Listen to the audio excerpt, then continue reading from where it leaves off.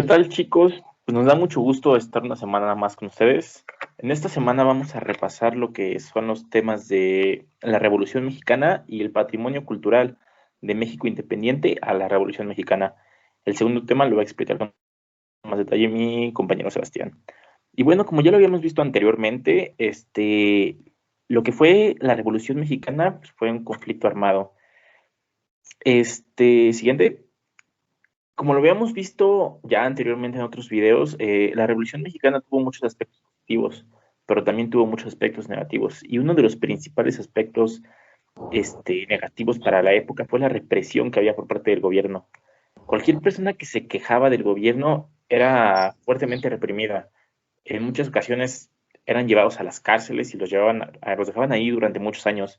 Y en otras ocasiones eran obligados a servir en el ejército del gobierno. En 1910, justamente que consideramos hoy en día como el inicio de la Revolución Mexicana, estalló un movimiento social que lo que buscaba era cambiar las condiciones de las personas que vivían en esa época y pues muchas de las condiciones eran muy malas. Siguiente. Y bueno, uno de los principales líderes que inició esos movimientos fue Francisco I. Madero. En 1911 se volvió uno de los líderes opositores a Porfirio Díaz y llegó a la presidencia impulsado por el apoyo popular. Muchas personas apoyaban a Francisco I. Madero porque veían en él un posible beneficio para ellos y un gobierno no tan represivo como el de Porfirio Díaz. Y bueno, a pesar del apoyo que tuvo Francisco I. Madero, pues su gobierno duró muy poco, solamente de 1910 hasta 1911, y pues no logró modificar la situación del país. Siguiente. ¿Y por qué fue esto? Esto fue debido a que hubo mucha inestabilidad política. A pesar de que llegó Francisco I. Madero, cuando dejó Porfirio Díaz el poder, pues mucha gente empezó a pelearse por el poder. Entonces no hubo una persona que le pudiera dar sentido al país y un camino. Entonces, pues había muchos conflictos, había guerra y pues la población en el Distrito Federal sufrió mucho, pues había mucha muerte, escasez de recursos, no había comida, entonces fueron tiempos bastante complicados para la población aquí en la Ciudad de México. Siguiente. Y bueno, como lo dije, la Ciudad de México actualmente, anteriormente Distrito Federal, era la capital del país, lo sigue siendo. Entonces, los ejércitos revolucionarios de los distintos líderes que buscaban el control, pues buscaban ocupar el Distrito Federal para instalar aquí el gobierno del país. Es por eso que aquí hubo muchos conflictos, y aunque en muchas ocasiones los diferentes líderes pactaban el no luchar armadamente aquí dentro de la ciudad para no pues crear tantos destrozos, las luchas se hacían a los alrededores y esto ocasionaba que pues muchas veces no hubiera alimento, no hubiera trabajo, y pues no hubiera muchas cosas que eran necesarias para la población. Siguiente. Y bueno, por último, conocemos a muchos de los revolucionarios que fue Zapata, Villa, entre otros, pero ya en la capital estallaron muchas huelgas. Una de las más importantes fue la de los electricistas en 1915. Y gracias a estas huelgas, todos estos gremios apoyaron ya en último a Venustiano Carranza, quien con su apoyo de estos huelguistas y muchas otras personas pudo vencer a los ejércitos zapatistas y villistas, y entonces ya él pudo consolidar el poder en la Ciudad de México y en el país, y ya cuando él consolidó el poder, pues ya pudo terminar todos los conflictos que tenían los diferentes ejércitos por el poder aquí en la Ciudad de México. Y bueno, esto fue ya el resumen de lo que fue la Revolución Mexicana en nuestra entidad. Ya Sebastián pasará a seguir explicando el siguiente tema. Sí, muchas gracias, Miguel. Ahora, como le decía mi compañero, yo les voy a platicar un poquito del patrimonio cultural en sí del México independiente a la Revolución Mexicana.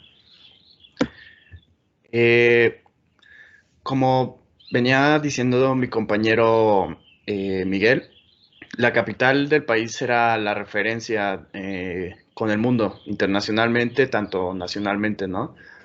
Así que en este siglo fue cuando o sea, en esas épocas de la Revolución Mexicana, más bien desde la independencia hasta la Revolución Mexicana, fue que se construyeron muchos edificios icónicos que hoy en día se conservan. Los más antiguos son los de la época virreinal, los que se conocen como la época de la colonia, y otros llegaron a finales del siglo XIX que eran más con estructuras de acero. Ejemplos de estos edificios son el edificio Bowker, la Biblioteca de la Suprema Corte de Justicia, o sea, antes se llamaba de otra forma, pero ahora se llama la Biblioteca de la Suprema Corte de Justicia, y el Palacio de Gobierno, el que está en el centro de la Ciudad de México. Ese tiene un diseño claramente colonial y fue restaurado, creo que la última vez en el periodo de Porfirio Díaz. El porfiriato y la Revolución Mexicana trajeron también mucho, pues, dejaron mucho patrimonio cultural en el país. En esta época, Porfirio Díaz construyó muchos edificios más que nada en la capital del país, por lo mismo, que era icónica y era como el lugar pues como en donde había más auge cultural, por decirlo así. Y Y justo cuando Díaz estaba gobernando fue que sucedió el centenario de la independencia, por lo que se inauguraron edificios como el de Correos de México, el Palacio de Comunicaciones, el Palacio de Bellos Artes y el Monumento a la Revolución. Todos ellos muy icónicos y la mayoría ubicadas en el centro de la Ciudad de México. El Paseo de la Reforma es una avenida que se conoce como meramente histórica porque la puedes recorrer y ver muchos de los edificios que en esa época se construyeron, ¿no? Y que hoy en día todavía se conservan. Y justo esta avenida, antes de llegar al Palacio de Bellas Artes, tiene el hemiciclo de Juárez, que fue fundado igual por Porfirio Díaz durante esas fechas. Otros, y por último, otros monumentos y edificios históricos del siglo XIX y XX son, más que nada, haz de cuenta el primer ejemplo por su nombre, por el general, la estación de metro del general Anaya. El segundo, el convento de Churubusco, ahora conocido como el Museo Nacional de Intervenciones.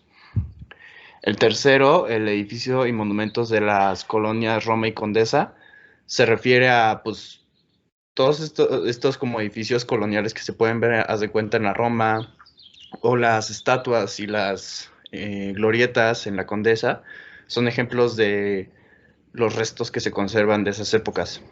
Y uno muy icónico y que a veces te lo presentan cuando vas a dar un tour al centro de la ciudad es la dulcería de Celaya y el Café Tacuba.